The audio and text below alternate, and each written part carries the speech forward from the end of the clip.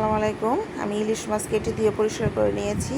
এখন লবণ দিয়ে দিলাম, হলুদ গুঁড়ো, মরিচ গুঁড়ো দিয়ে একটা ফ্রাই প্যান বসিয়ে তেল গরম করে মাছগুলো সব এক এক করে মাছগুলো সব ছেড়ে দিয়েছি।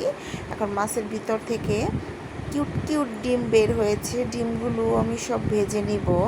তো মাছগুলো সব উল্টে পাল্টে সব লাল লাল লাল লাল করে ভেজে নিব।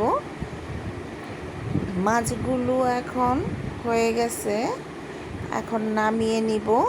এখন একটা কড়াই বসে তেল গরম করে পেঁয়াজ দিয়ে দিলাম। এখন লবণ, হলুদ, মরিচ দিয়ে একটু পানি দিয়ে দিয়েছি কষানোর জন্য ভালোভাবে। একটু 2-4টা কাঁচামরিচও দিয়ে দিলাম ফ্লেভারের জন্য, দেখারও সৌন্দর্যের জন্য। এখন একটু পানি দিলাম যাতে মশলাগুলি মাছের ভিতর ঢুকে। একটু ধনিয়াপাতা ছিটিয়ে দিলাম। এখন বাটিতে নামিয়ে নিব। হয়ে গেল আমার ইলিশ মাছ বোনা। এখন শুধু খাওয়ার অপেক্ষা। আল্লাহ হাফেজ।